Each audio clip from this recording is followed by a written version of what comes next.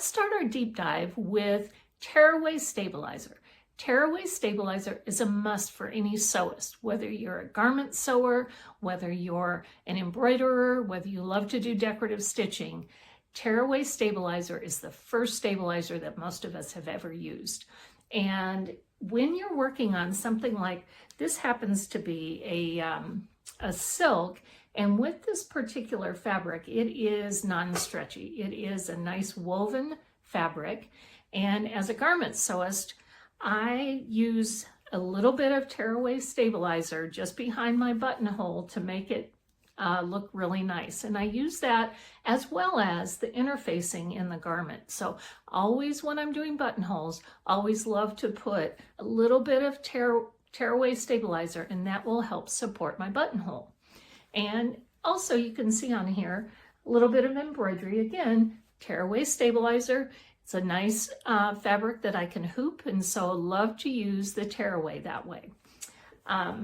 Just another quick example. This was a fun little shirt that I did, and it's just got little geckos running all over it. And again, this is just a regular, it's not a stretchy fabric. So again, that tearaway stabilizer works just fine.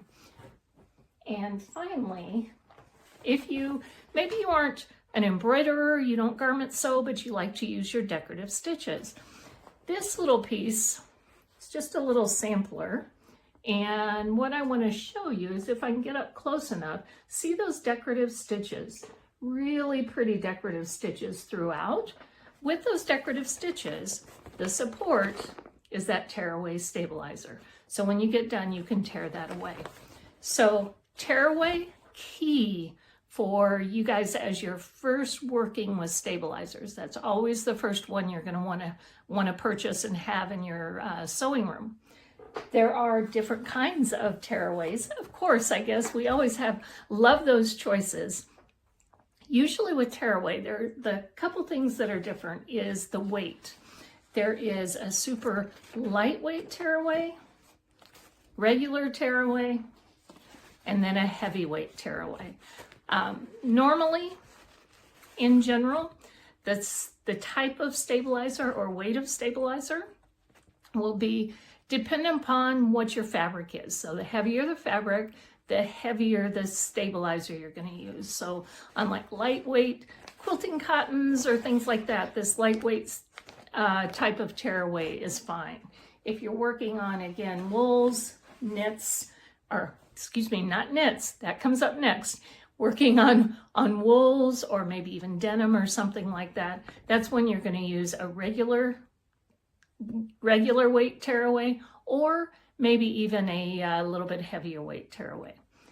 If by chance you only have lightweight tearaway at home, you can always put 2 layers if you need that for support. So either the light or the regular tearaway, those are going to be the ones you want to start out with. And just in case you saw, I have a couple dark garments, right, that I was using. Tearaway does come in a couple different colors, usually just white or black, but for dark things, use black tearaways. For light things, use the white tearaway. Doesn't matter if you use white on black or black on white fabrics, no, because it does go away. I just like it in case there's just a little bit that's left over. The last tearaway that I want to share with you is actually, it's kind of a specialty tearaway, and it is a sticky tearaway. And this particular type of sticky tearaway, I don't know if we can see that. It's very shiny or very slick on one side, and then on the other side, it feels like the regular tearaway.